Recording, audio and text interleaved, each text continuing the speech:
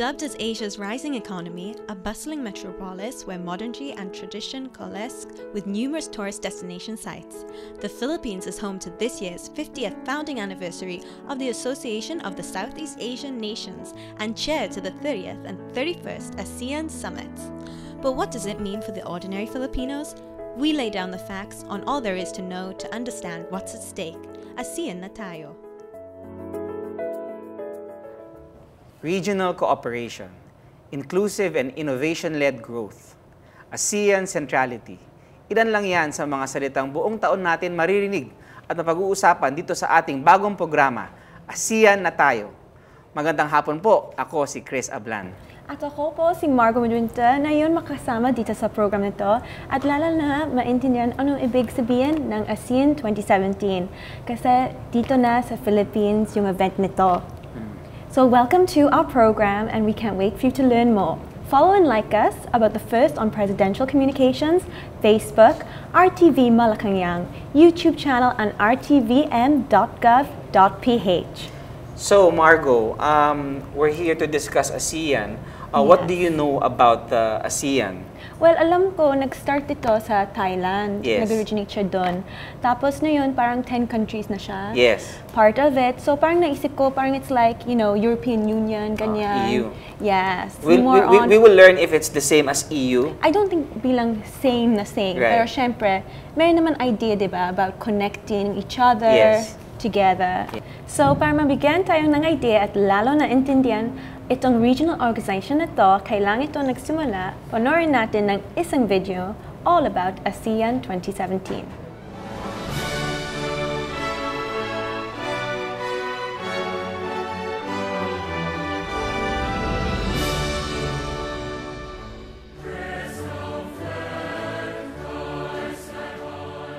In recognizing the growing strategic importance of Southeast Asia, ASEAN was formed on 8 August 1967, specifically declaring to accelerate economic growth, social progress, and cultural development, as well as to promote regional peace and stability through justice and rule of law. Today, with 10 member states, ASEAN is united in a spirit of equality of partnership, fully committed to further enhancing a sense of belonging and narrowing development gaps by adhering strictly to a process of consultation and consensus.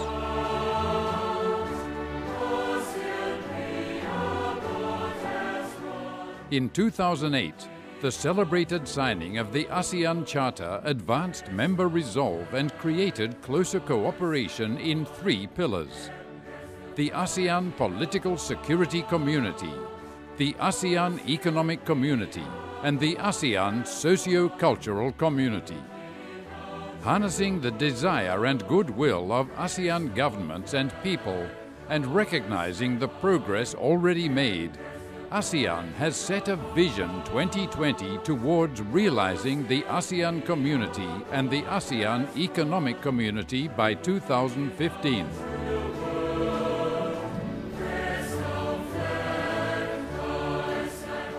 Moving towards this vision, ASEAN established 3 avenues for progress: the 3 ASEAN communities, stimulating collective discussion and penning many blueprints outlining the future direction. The ASEAN Political Security Community aims at securing comprehensive security with rule of law, human rights, and good governance, through shared responsibility and a dynamic, outwardly looking mindset. The ASEAN Economic Community looks toward a community that mobilizes resources to inclusively increase economic well-being and welfare and reduce social disparities. The ASEAN Socio-Cultural Community focuses on people-oriented and socially responsible human development to achieve enduring solidarity and build greater understanding and good neighborliness.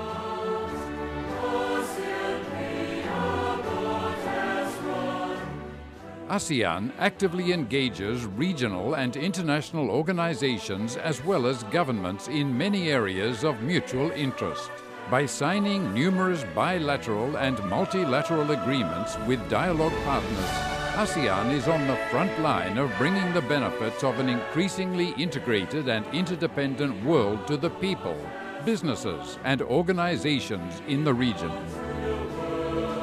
To meet the needs of member states and people, numerous ASEAN committees and consultative bodies strive to listen to the peoples of ASEAN and support member states' aspirations. Whether within the ASEAN community or between ASEAN and the rest of the world, ASEAN will continue the spirit of cooperation to create greater opportunities, quality of life, and peace.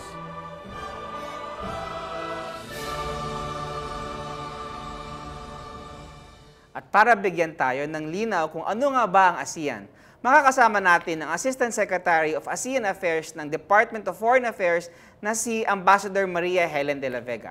Si ASEC de la Vega ay isang career officer ng DFA and was a representative to the high-level task force for the post-2015 ASEAN Vision. Aside from that, Chris, our guest, of course, ASEC de la Vega, bilang Philippine Consul General in Los Angeles, California, USA, and of course from the Ibang Bansa of Asia Pacific. So welcome. Welcome, ASEC de la Vega. Thank you very much, ASEC Chris, Margot. It's nice to join you here, this discussion that we have about ASEAN. So kanina nakita natin yung kasaysayan ng ASEAN. Yes. Ipinakita sa atin. Gusto ko lang i-reconfirm yan na noong 1967, iba-iba ang mga estado nitong noon lima lang ang members ng ASEAN. At wala pa noon ang Cambodia, wala pa noon ang Laos at Vietnam at Myanmar. But now, we are now 10 in ASEAN. 10 strong. 10 strong ASEAN. So ano bang gusto natin gawin dito sa ASEAN na ito? So really, we wanted to nurture economic growth among the 10 member states of ASEAN. Tapos gusto din natin na tumulong sa regional peace and stability, kapayapaan para sa ating lahat. Kasi ilan bang tinitingnan natin dito? 622 million citizens ng ASEAN. Wow. You can just imagine kung walang katahimikan ang ating mga, parang pumapasok ka sa isang subdivision dito May iba-ibang mga bahay, may iba-ibang unique features yan. So iba-ibang political system, iba-ibang culture, iba-ibang faith, for instance. And yet, you come out strong because there is strength in numbers. Yes. So mas malakas ang ating boses kung 10 tayong strong-minded states dedicated to promote good relations among us and to help the economic growth and the political stability of the region. Pwede niyo ba explain yung anong meaning ng Cebu Declaration on the acceleration of the establishment of an ASEAN community this 2015? Wow, ang lalim nun, Margot. Oo. Lagyan lang natin ng... alam nila, di ba? Lagyan lang natin ng konteksto. Kasi noong 2007, alam nyo kasi sa ASEAN, may tinatawag tayo na rotational chairmanship. So alphabetical order yan. Bawat bansa sa ASEAN nag-host. So noong 2007, time natin yon na tayo ang mag-host. Right. Alphabetical order. Pero before that, may vision itong mga leaders natin. Ang tawag doon ay ASEAN Vision 2020. At doon sa Vision 2020, doon natin dapat sasabihin na formalize na tayo as an ASEAN community. Not just an ASEAN organization, pero ASEAN community. Pero sabi ng Pilipinas, teka, medyo matagal yata yan. 2020, mag-iintay yung mga citizens natin. So noong nasa Cebu, under the leadership ni President Gloria Macapagal Arroyo at the time, sabi ng Philippines, nag-initiate tayo, hindi. 2015, dapat community na tayo. And so kaya na-advance yung ating timeline. So sinabi natin na by year 2015, we will be an ASEAN community. So kaya nung December 2015, yun na-deklara sa Cebu. At yun, dun sa declaration na yun, dun sinasabi natin na yung economic integration natin magmumula formally sa 2015. Pero hindi ibig sabihin nun, yun ang simula at doon na rin magtatapos sapagkat ang community building ay ongoing process yan. Continue siya. So parang naging express lane, something like that, to get ahead of the game. Alam mo, tama ka dyan. Yun. Very good talaga si Margo doon. In-express Yes. lane natin. Yeah, Kasi express. gusto nating ipakita sa international community na minamadali din natin na manarrow ang gap natin kasi hindi tayo pare-pareho ng levels of development. So, kailangan may tinatawag na flexibility. Parang bamboo, di ba? Parang kawayan na dapat flexible. So, kaya natin sinabi na by 2015, yung kaya ng umusad na. Yeah, and at ngayon, maging mas stronger yung Philippines kasi you're part of this organization. That's right. So it all helps, all beneficial. Yes. Bago natin himayin ang magaganap sa ASEAN Summit sa bansa, alamin muna natin kung ano nga ba ang pananaw ng mga kababayan natin, lalo na ang mga ordinaryong mamamayan at estudyante tungkol sa ASEAN. At yan na po ang naging assignment ng aming kasama na si Carlos. Ang nag-ikot siya sa Recto at UP Diliman para mag-ask siya ng advice na anong meaning ba yung ASEAN. So, panoorin natin itong video.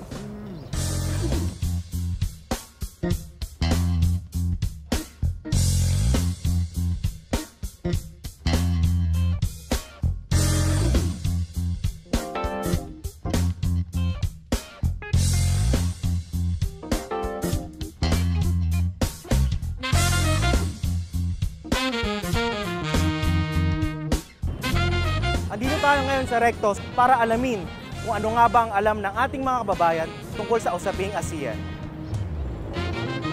Ano nga ba ang ASEAN? Anong mga bansang miyembro nito? Ano ang mga pinag-uusapan dito? Bakit kailangan magpulong dito? Para saan? Alam mo bang tayo ang host nitong taon? Kuya, ano po alam ninyo sa ASEAN? ASEAN, sa ngayon sir, di po namin alam eh. Nay, Hello. ano pong alam ninyo sa ASEAN? ASEAN. Ibang bansa? Parang wala pa akong alam eh. What ASEAN? Meaning ASEAN? Mukhang mahirap nga ito.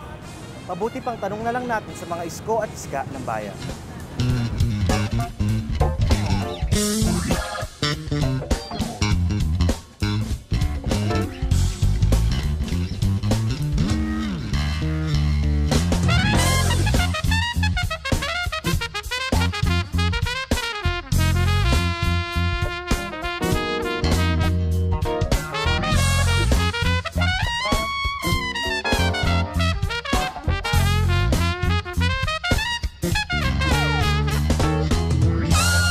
Excuse me. Ate, may idea ka ba kung ano ang ASEAN? Oh no. Association of Southeast Asian Nations. Oh yeah. I know about that. Yeah. Ano po tungkol doon ang alam ninyo? Yeah. It's like a banding of the Southeast Asian countries, diba? Like, May idea ka ba kung ano ang ASEAN? Yung Association of Southeast Asian Nations. Ano yung mga bansang included sa ASEAN? Yung alam ko po, Philippines, Singapore, Malaysia, Thailand. Tingin mo, para saan yung ASEAN? Nandun yung ASEAN to have a collaboration between nations and para po ma-improve nila yung industries at saka ma-improve din nila yung international relations with one another, and yun po nagtutulungan, parang network po of nations. Alam niyo po bang tayo ang host ng ASEAN ngayong taon? Opo, may nabasa po. Kailangan nating i-put yung best foot forward natin. Pero feeling ko it's gonna be a great opportunity for the other nations to know more about the Philippines. Galing-galing talaga ng mga taga-UP. May idea kayo kung ano po ang ASEAN? Association of Southeast Asian Nations. Para saan po ito? I think it's para ma-maintain yung relationship between the ASEAN countries, para trade, economy, ganyan, political affairs. Ano yung mga countries na included sa ASEAN? Cambodia, Laos, Vietnam, Indonesia, Malaysia. May idea kayo kung ano po ang ASEAN? Medyo. Ano po exactly sa ASEAN? It's an alliance of Southeast Asia countries to provide economic prosperity and cooperation between the nations. Ano po mga bansang mga kasali po sa ASEAN? Wow. Deep. Thailand, Indonesia, Malaysia, Philippines. Chok! What's in ASEAN? Philippines, yeah. Ano pa? Singapore, yeah. Cambodia? Hindi. Okay. Papua New Guinea, hindi. Para saan ang ASEAN? It's for the economic prosperity of multiple nations through cooperation. Alam mo bang tayo ang host ngayong taon na to ng ASEAN? Weh! Hindi ko yun Yeah. alam, ah. I'm not educated enough, sorry. Solid. At least now, alam mo na Thanks, tayo ang ano. Can I go? Yeah, thank you, thank you, thank you.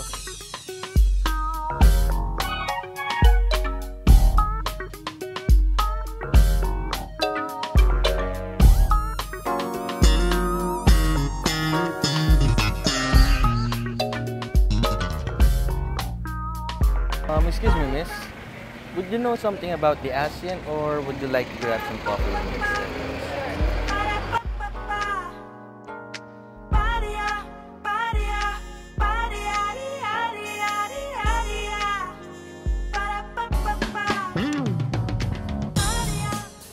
So, Asek de la Vega, ano masasabi niyo sa ating man on the street na pumunta siya sa UP?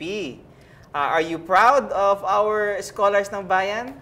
Well, unang-una, thank you kay Kuya Carlos kasi talagang different sectors ang kanyang talagang inikot niya, no? Mula sa Recto hanggang Diliman. UP Diliman.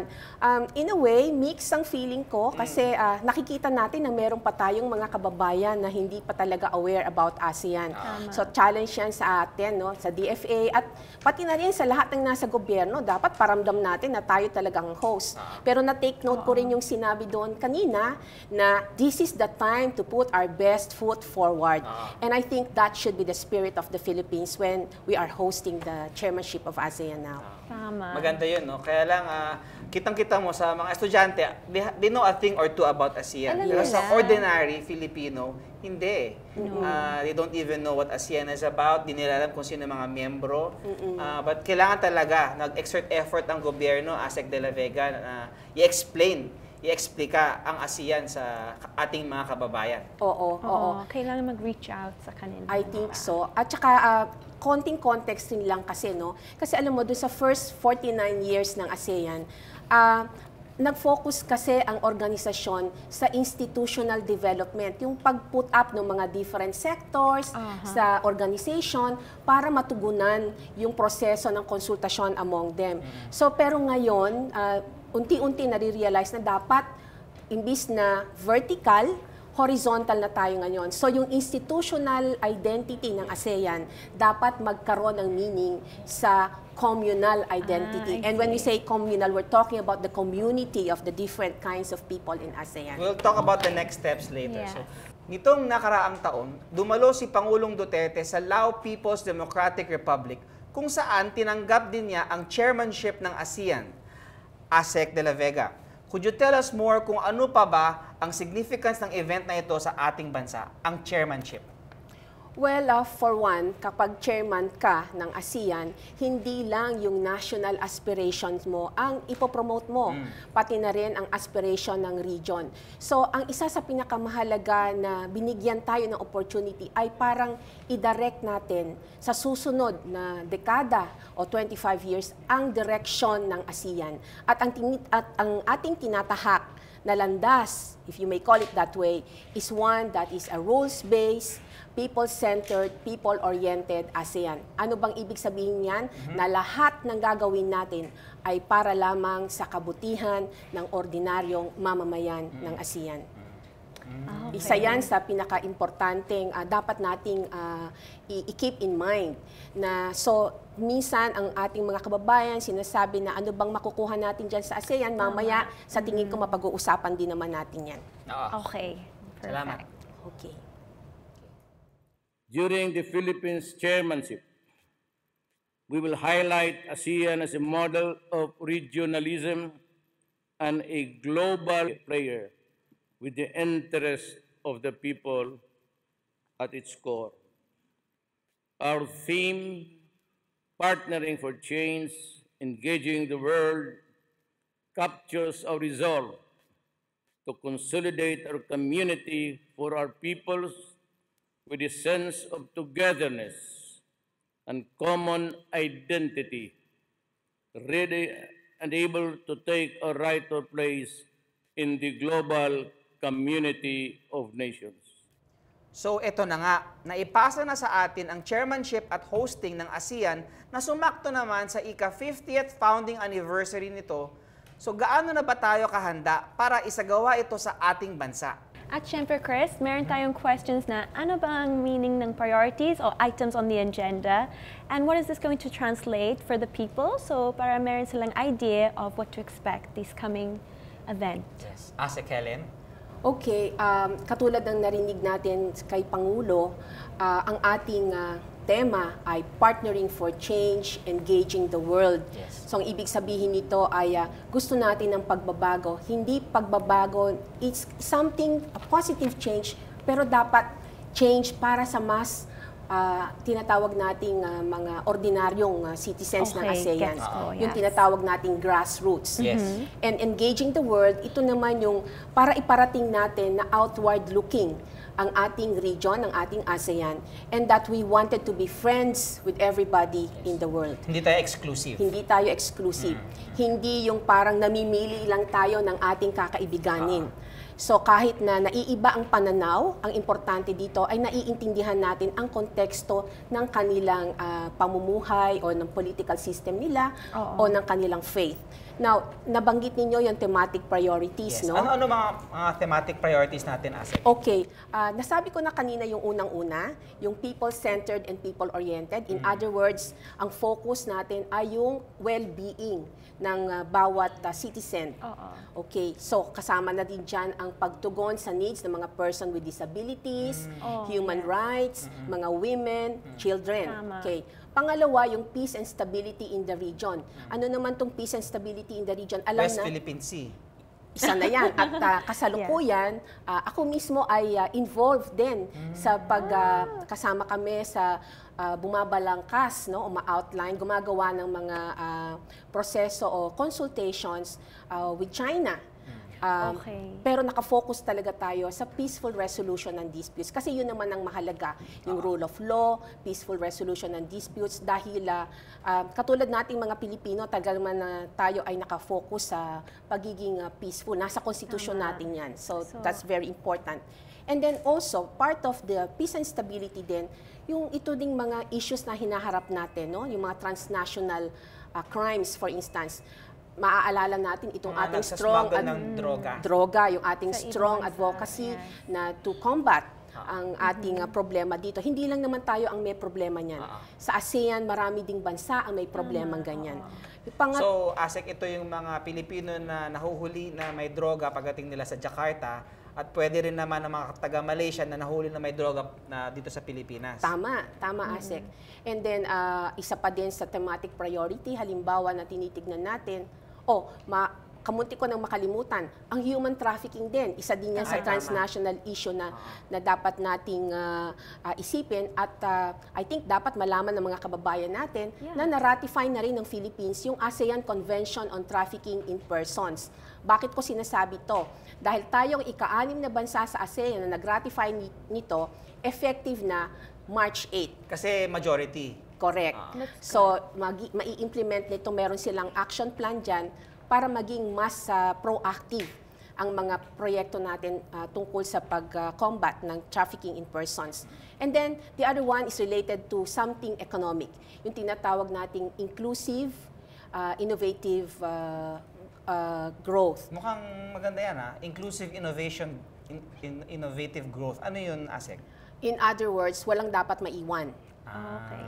So, sa mga classes sa society natin, dapat mas marami, it is like a pro-poor agenda. Yes. At swak na swak yan. Lahat sama-sama sa progreso. Correct. At swak na swak yan sa agenda rin ni Presidente. Hindi ba? So maganda siya talaga. At yung sinasabi naman nating innovation-led growth, lalo na yung mga maliliit na negosyo.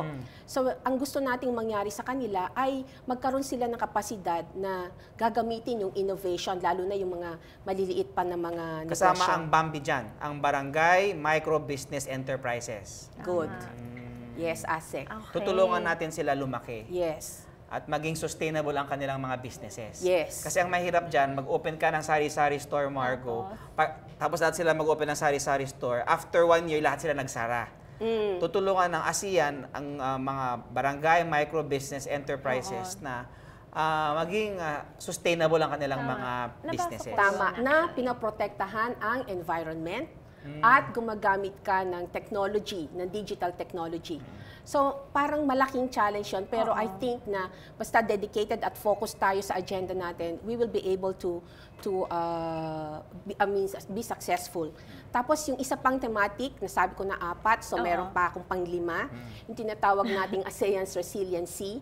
At ito naman ay focus doon sa measures natin on disaster risk management. Hindi ko na kailangan sabihin, lagi tayong may bagyo, lagi tayong may earthquake, at hindi rin lang Pilipinas ang may ganung problema. Lahat ng ASEAN countries. Tama. So, this is one important factor as well, a thematic priority, kung saan lahat ng ASEAN member countries ay nagtutulungan. At meron tayong tinatawag na AHA, ASEAN Humanitarian Assistance Center, at dito ang parang repository ng ating mga best practices o maaasahan natin sila na tutulong sa atin pag nagkataon na, knock on wood, wag naman sanang mangyari, pero kung meron ulit na natural disaster na mangyayari sa any of the member states in ASEAN. Napaka-importante niyan, ASEC Helen, no? Learning, no? Policy learning. Ang hirap kasi is taon-taon na lang may bagyo tayo, parang hindi tayo natututo. Correct. So, importante yung AHA dahil because meron siyang resource of best practices, if a typhoon happens next time, an earthquake happens next time, we know how to respond to that natural disaster. Tama. At ang maganda dyan, pati yan ay sinusuportahan ng ating mga dialogue partners. Ang mga dialogue partners na to ay yung mga bansa na hindi taga-region natin, pero kaibigan natin sila. 10 yan. O sige, contest tayo ngayon. Japan. Sino pa? Australia. Very good. Sino US, pa? New Zealand. Yes. I may add India, Russia, EU. So parang open China. line communication yung ASEAN. Yes. Kasi yung expertise sa humanitarian aid, hindi lang naman sa ASEAN eh. You have other countries like Japan, India, who will also experience and also learn from their failures, and they will share to us what are the best practices. Yes. And yung pinakahuling thematic priority natin, dahil nabanggit mo na itong dialogue partners, yung tinatawag natin na ASEAN as a model of regionalism. Sapagkat ngayon, ang nakatuon sa atin ang attention sapagkat we were, at least, hindi naman sa atin nang galing yon, kundi nang galing sa mga ibang bansa na sinasabi na model regional organization ang ASEAN. Kasi tayo lang ang organisasyon na walang open conflict between us. Tumingin ka sa ibang lugar sa mundo. South America, meron silang organization dun eh. Pero hindi rin sila magsing-ayon dun. No? At meron ding ibang regional organizations na meron silang regional organization pero magkakagalit ang mga bansa doon. Wag na natin silang i-name. EU. O sabi ko lang, wag na natin i-name mo pa. Hindi, para alam ng mga kababayan natin na may iba't ibang mga regional organizations na may Brexit. Well, si Margo, yung kanyang British background, no? So may Brexit sila. Oo, may Brexit mainit yung ulo nila dahil sa Brexit. Wala naman tayo magkakaroon ng Fexit, no? Philippine exit. Hindi. Kasi sa tingin ko, alam mo, ito yung difference. Kanina kasi, no, pinag-usapan natin itong mga regional organizations. Hindi tayo talaga magiging EU. Kasi iba talaga. Unang-una, sa pagdidesisyon lamang sa ASEAN, hindi tayo katulad ng EU na may mga rigid laws. Sa consensus kasi tayo. And dahil diyan, yan ang nakakatulong sa pagiging sensitive ng isang bansa. In other words, tinitignan natin yung comfort level. In the same way na tinitignan din nila tayo, halimbawa may issue, titignan nila, magiging komportable bang Pilipinas dito pag sinabi namin to?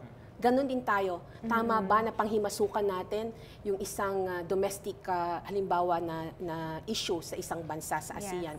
So, itong nakatulong sa atin, and because of that, we are always in harmony. We may have tensions, kasi tabi-tabi mga bansa natin, may overlapping maritime claims tayo kung minsan, pero we never get into that open conflict between and among us. So, ito ang thematic priorities natin. Thanks, Ase. Alright, thank you so much. So ngayon, before we continue our discussions, panoorin natin ang launching of the Philippines chairmanship in Davao City on January 15, 2017. Okay. I say to you today, in full humility, the Philippines as ASEAN chair will remain steadfast in the upholding the ideals and values we hold dear and in working for the realization of our aspirations. We are committed to the building of a strong and resilient Asian community. So ano pa ba ang ibang preparations natin given that we're hosting the 50th ASEAN anniversary dito sa Philippines? So how would you prepare for this whole year trip? Alam mo, talagang very unique itong nangyari sa atin dahil hindi lang tayo chair, nagkataon pa na 50th birthday ng ASEAN. Yeah. So, meron tayong mga naka-line up na mga activities. Ang tawag natin dyan ay commemorative activities. Okay. So, among them will be yung bibigyan natin ng parangal yung mga founding fathers ng ASEAN. Yung 5 bansa. Yung 5 bansa. Yung sino yung nakapirma doon sa sinabi ni Marco na Bangkok Declaration. So, alam nyo ba kung sino? Trivia to. Isa sa mga founding fathers na nag-represent doon ay si Honorable Narciso Ramos. Siya yung Secretary of Foreign Affairs natin noon. At siya ang butihing ama ni former President Fidel Ramos. So, isa yan sa gusto kong ma-share na trivia. Oo. At nag-attend ako ng ibang commemorative activities. Nung launching, nag-unveil, di ba, ng stamp. Correct. Ng ASEAN 50 na stamp. So there's an ASEAN 50 na stamp. At saka yung coin. Nakakuha ko ng coin eh. There is I don't know if it's a 1 peso coin or 10 peso coin, that's ASEAN. From the BSP. Ano pa, Ase? Yun nga, yung tribute to the founding fathers. Tapos meron tayong mga street festival na I think it will be led by the youth group. May mga coffee table books. Merong mga platforms for seminars na for business for the youth entrepreneur. Meron tayong ibibigay na Youth Entrepreneurship Award. Meron din mga women's micro, small, and medium enterprises na seminars. So, these are some of those. So, lahat ng mga sinabi mong mga thematic priorities, meron tayong activities this year for that. Spread throughout the year in the different areas of the Philippines. Tama. Meron tayo sa Davao, meron tayo sa Bacolod, sa Cebu, sa Clark, sa Manila, meron din sa probinsya ko sa Lawag. At saka meron din mga meetings din kasi na mangyayari dyan sa mga probinsya na yan. And this is open sa public? Yung meetings hindi open sa public. No, hindi yung meetings, pero yung mga events. Yes, so parang maging educational din for them. Yes. Saka parang tourism din, they get to learn about yung ibang bansa, saka their own. In fact, meron ngang mga caravans ang PCOO, meron silang mga ASEAN kiosks. I think it's also a good source of information. That's right. So we at the PCOO tied up with DFA to have, and PIA, to have ASEAN kiosk around the different ports. Our seaports and our airports have a nook where there are many ASEAN-related materials. So people who are interested, for example, their flight is delayed, they can read, ito pala yung ASEAN, ito pala yung activities. And natapat pa, meron silang activities. Halimbawa, nagkataon na pagbaba nila ng eroplano, meron pala dong activity. O di pwede silang maki-join. Sabihin ko na lang sa lahat ng family ko sa province. Good. Very good. Okay, so I think we're going to watch a video of what these activities are. Okay. Great.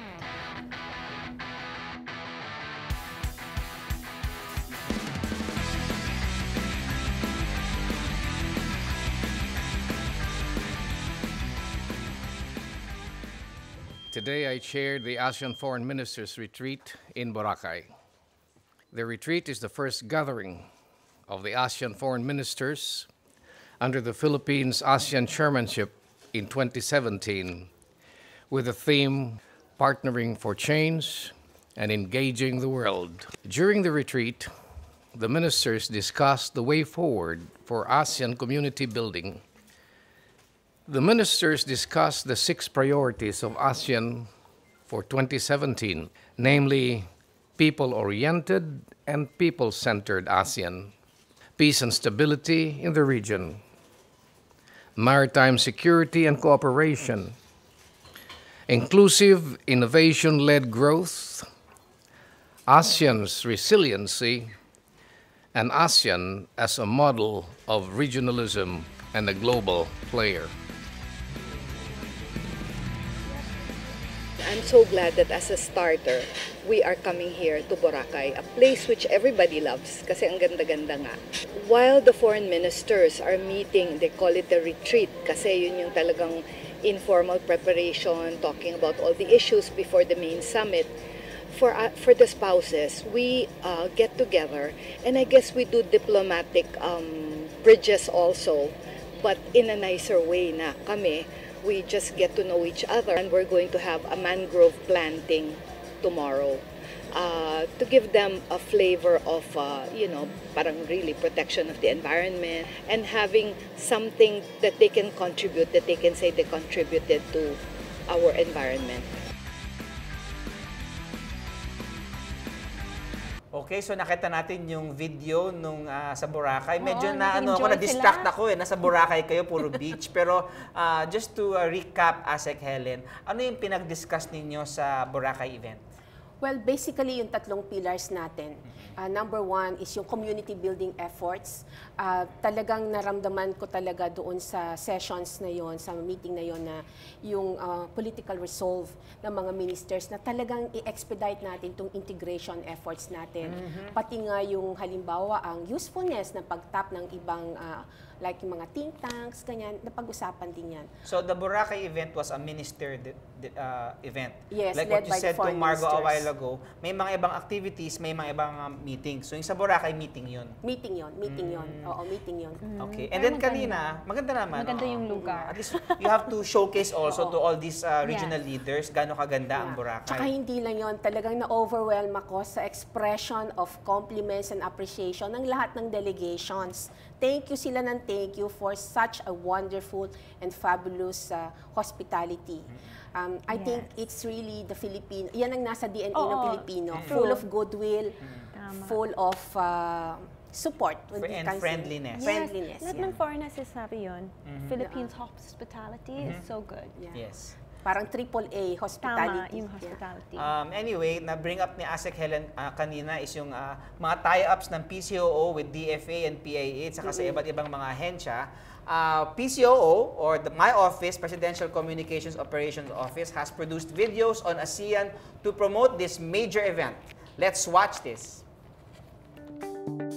The ASEAN is an organization founded on August 8, 1967. It was built to promote cooperation in the socio-cultural, economic, and political security pillars of the region. The Philippines will assume chairmanship of ASEAN 2017, which also coincides with the 50th year of the regional community. As the chair, the Philippines champions positive change in the community to produce a unified voice in the world. 6 thematic priorities were laid down to outline what the community needs in achieving holistic growth and development. Several major elements, outcome documents, policies, and agenda make up each of the 6 thematic priorities. A people-oriented, people-centered ASEAN. The ASEAN community puts its citizens' welfare at the center of its priorities, where the rights are protected and their well-being recognized as the key to the region's progress. Peace and stability in the region. This thematic priority aims to uphold peaceful coexistence and regional cooperation among its member states. Maritime security and cooperation. This adheres to the rule of law for the peaceful resolution of disputes and the preservation and protection of maritime resources. Inclusive innovation-led growth. This will provide opportunities for business growth and will help improve regional capacity in responding to the demands of the global economy. Resilient ASEAN. This will cultivate a sustainable region that's prepared and responsive to disasters. And lastly, ASEAN. A model of regionalism, a global player. As one, the community aims to showcase its various capacities as a global player in the international arena. These 6 priorities will forge the future towards ASEAN's vision of an inclusive, united, and progressive community. As the past has united us, it is our promised future that will make us stronger. We are one ASEAN. This is our journey. This is our future. Together. ASEAN 2017. Partnering for change.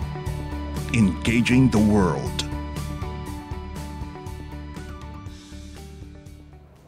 Makakaroon din ang Department of Trade and Industry na ibang activities and of course also loob ng ASEAN 2017, the Business and Investment Programs. So yan ang mga ASEAN MSME Mentors Conference, ASEAN Creative Cities Forum and Exhibit, also International Food Exposition and Philippines, and of course the ASEAN Women's Business Conference. And this is inclusive of Business Summit, and second, ASEAN Young Entrepreneurs Carnival. There's also a creative marketplace, Slingshot ASEAN, and also ASEAN MSME Summit. So mga programang ito ay para palakasin ang mga micro, small, and medium enterprises. So that's the MSMEs. And of course, that will be helpful for the future of the ASEAN. So ito yung mga sinasabi ni ASEC Helen a while ago tungkol sa mga, yung pinag-usapan natin na barangay and small to medium enterprises.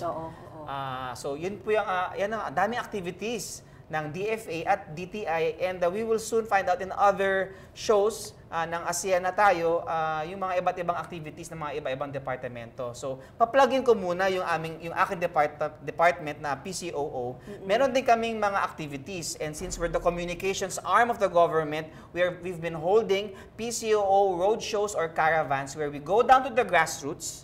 We address what was being yung problem natin sa man on the street by trying to explain the ASEAN to the common Filipino, common taong, ordinaryong Pilipino. At ini-invite namin si ASEC Helen, tsaka si Director Mayo, tsaka si E. Dizaldi para i-explain ang ASEAN. Yes, galing kaming Davao, pumunta kaming Zamboanga, pumunta kaming Cebu, Baguio to explain. Kasi nakita namin na kailangan talagang i-explain sa kanila.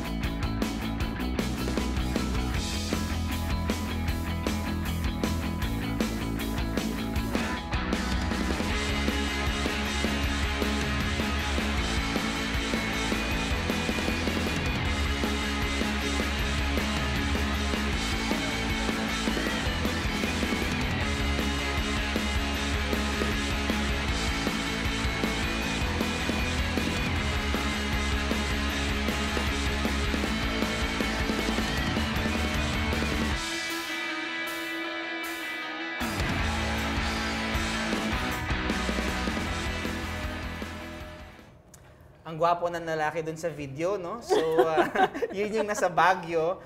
And PCOO will continue to hold road shows around the nation. Our next stop is Cebu, and then we go to Bacolod. And we will always invite ASEC Helen de la Vega of the DFA and anyone who is in charge of ASEAN affairs. And speaking of which, may we ask from ASEC Helen to give her final thoughts regarding the ASEAN and the hosting for this year. Thank you, ASEC Chris. Ang masasabi ko lang is that our time has come really. Okay, 50 years of ASEAN at nangyayari under our chairmanship. hindi lang tayo founding father. Now, we have the opportunity to bring the organization to a better future. Right. Okay? So, ang siguro ang masasabi ko lang is, we must believe in ASEAN. Dapat i-disabuse natin yung ating mga minds na parang ang ating geography ay nag-uumpisa at natatapos from Batanes to Jolo. Hindi na po ngayon ganyan yan. Mas malaki po ang opportunity sapagkat ang ating region, we belong to ASEAN, from Indonesia down to Vietnam or to Thailand. This is ASEAN. Maraming salamat Thank po, you. ASEC Helen. Thank you. Isa nga pong napakalaking karangalan at pagkakataon na dito sa ating bansa ang Golden Anniversary ng ASEAN at maging host country ng 2 ASEAN Leaders Summits. Itong tinalakay natin ngayon ay pahapyaw pa lang sa mas matindi pang usapin tungkol sa ASEAN at mga bansang miyembro nito. So sa susunod na feature, pag-usapan natin ang ASEAN integration. And ano ba ito? And sana hindi naman tayo maging lost in translation. Okay. Lalo na ako. Dapat andun ka. Oo, sana nandito pa rin ako. Anyway, and of course, we will also be hearing from our President, Rodrigo Duterte, and of course, other Asian Pacific countries.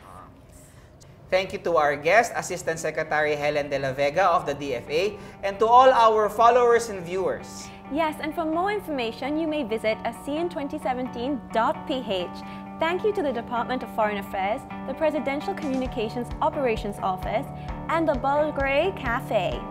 So see you next time. ASEAN na tayo!